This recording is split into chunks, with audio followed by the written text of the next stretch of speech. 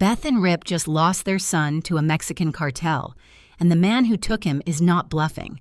Right now, Carter is somewhere across the border, alone and terrified, and he has no idea that Oreana is carrying his child. Rob Will is dead, shot in the head at his own front door by a man he never saw coming. And in the final seconds of the season, Beth Dutton made a promise that should terrify every single one of Mariano's men. So the only real question left is this: what happens in the very first minutes of Season 2? When does that trailer finally drop, and what is it going to show us? Who is coming to help Beth and Rip bring their boy home? And is there a chance we finally get the crossover fans have been begging for? Let's break down everything we know about Dutton Ranch Season 2, Episode 1. Now, before we go further, I want to be straight with you because that is exactly what you come here for. As of right now, the official Season 2 trailer has not dropped yet. The season is confirmed, the writers are already at work, but filming has not even started. So no, nobody has seen a single frame of Episode 1 yet. But here is the thing. The Season 1 finale left behind so many clues that we can already piece together what that first episode is almost certainly going to look like. And trust me, once you see how these threads connect, you are going to be counting the days until that trailer arrives. First, let me quickly take you back to that brutal finale, because everything in Episode 1 starts here. All season, Beth and Rip tried to build a fresh start in Texas, and all season, the ranch next door kept dragging them into something dark. That ranch was the 10 Petal, run by the Jackson family, and by the end, we learned the truth. For roughly 15 years, the Jacksons had been smuggling drugs across the border, hidden inside cattle, and it all traced back to Beulah, the family matriarch, who made a deal decades ago to save her ranch from ruin. That decision seemed small at the time. It was not. It put a cartel inside her own family, and by the finale, that cartel finally showed its face in the form of a man named Mariano. And this is where it gets truly twisted. Mariano knew Beulah's deepest secret. Years ago, when she was very young, Beulah was assaulted, and she killed the man who did it, a man who happened to be Rob Will's biological father. To protect her, Beulah's own father arranged for Mariano to take the blame and vanish into Mexico. But something happened at the border, and Joaquin's mother died because of it. So when Mariano came back, he was not just a cartel boss, he was a man carrying decades of buried rage. Think about that for a second. Every character in this story was sitting on top of a secret, and the finale lit every single one of them on fire at the exact same time. The spark was simple. Beulah named Rob Will to take over the family business instead of his brother Joaquin, and Mariano would not allow it. So he told Joaquin something no father should ever say. He told him to kill his own brother. From there, everything collapsed. Rip and Rob Will had a violent showdown at the 10 Petal, where Everett found around $2 million worth of fentanyl stuffed inside the cattle. That was the proof. Naturally, Beth and Rip tried to walk away clean and hand the drugs back. But the cartel does not let you walk away. Mariano sent his men to kill them at the Dutton Ranch. And we got that incredible shootout. Beth, Rip, and Everett fought them off. Azul took a bullet to the arm, and the bodies were dumped at that same remote train station Rip has used since the beginning. They survived. But the war had only just started. Then came the 2 gut punches that Episode 1 has to answer for. First, Oreana quietly took a pregnancy test and learned she was pregnant, and the baby is almost certainly Carter's. She did not tell him. Instead, she convinced him they should run away together, and the two started packing, separately, dreaming of a life far from all of this. But before they could leave, the second gut punch landed. Kino, following Mariano's orders, walked up to the Jackson house and shot Rob Will in the head, right after he and Oreana had finally shared a real tender moment. Oreana ran to the sound of the gunshot only to find her father bleeding out on the floor, and Beulah was left completely shattered. Then, as Beth and Rip dealt with all this violence, Mariano's men grabbed Carter and took him across the border into Mexico. Mariano called Beth to tell her exactly what he had done. Rip understood the message instantly, that the cartel did not really want Carter. They wanted Beth and Rip themselves. And Beth, being Beth, did not flinch. She made it very clear that if they wanted a war, they were going to get one. And that, right there, is the launching pad for Season 2, Episode 1.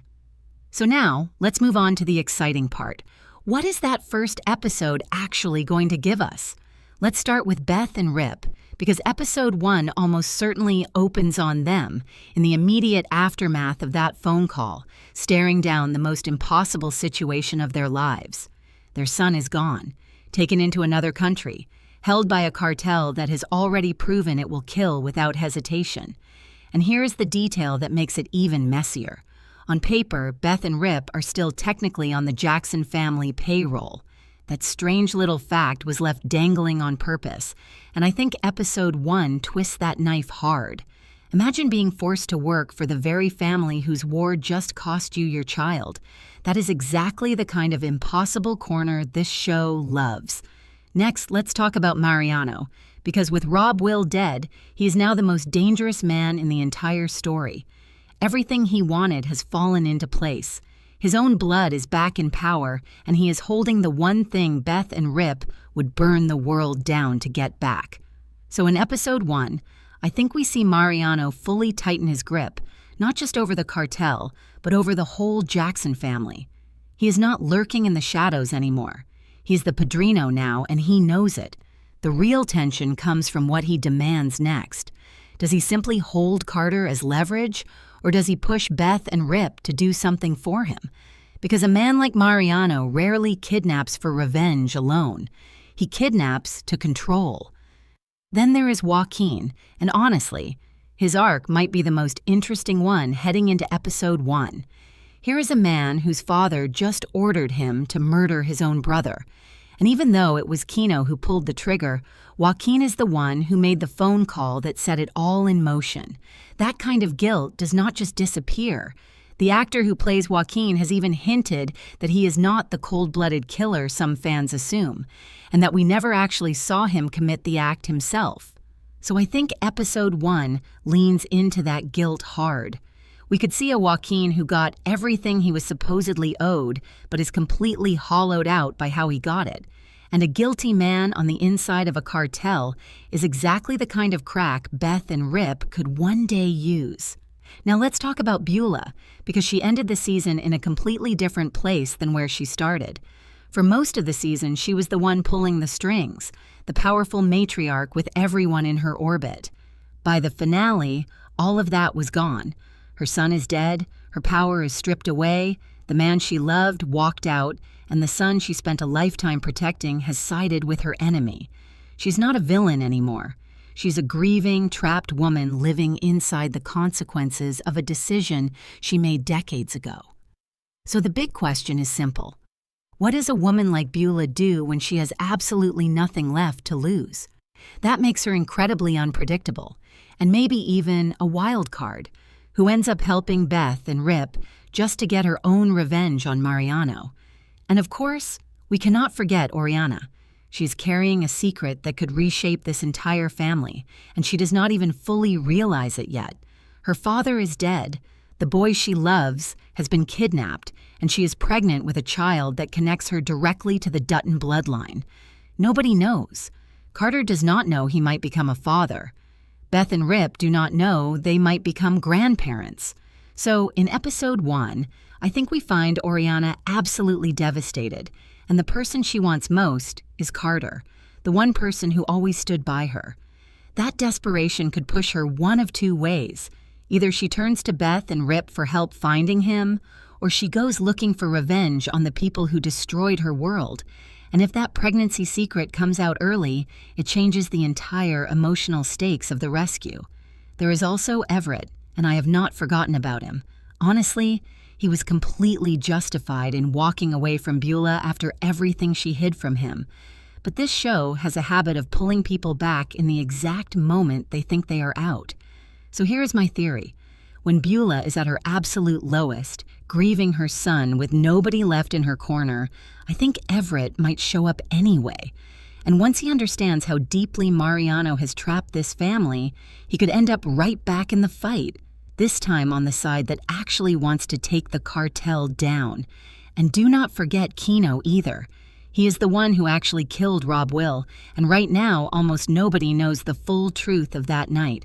That is a secret with a very short fuse. If Oreana or Beulah ever discovers who fired that shot and who gave the order, it blows the entire Jackson family apart from the inside. Now, there is one more huge factor going into Season 2, and it is happening behind the camera. Season 2 is bringing in a brand new showrunner, Benjamin Cavell, who previously worked on the military series SEAL Team. And I think that is a very interesting clue about where this show is heading. Think about it for a second. Season 2 is built around a cross-border rescue mission against a cartel. That is tense, tactical, high-stakes territory, and it fits perfectly with the kind of storytelling a SEAL Team writer would be comfortable with. So I would not be shocked if Episode 1 leans harder into action and tension than anything we saw in Season 1. A new voice in the writer's room often means new energy on screen. And this brings me to the question I know a lot of you are dying to ask. Could we finally get a crossover? Fans have been hoping to see the different corners of this universe collide. And with Beth and Rip heading into a full-blown war, the door is at least cracked open for other familiar faces to get pulled into the fight. Now, I want to be clear, this is purely a fan theory and nothing about it is confirmed. But a rescue mission this big, against an enemy this dangerous, is exactly the kind of story that could justify bringing in extra help. So I am staying cautiously optimistic. All right, now let's get to the biggest question of all. When will we actually be able to watch Season 2? And I have got both good news and a reality check. The good news is that Season 2 is officially confirmed, and it was renewed before Season 1 even finished airing. That is how much faith the studio has in this show.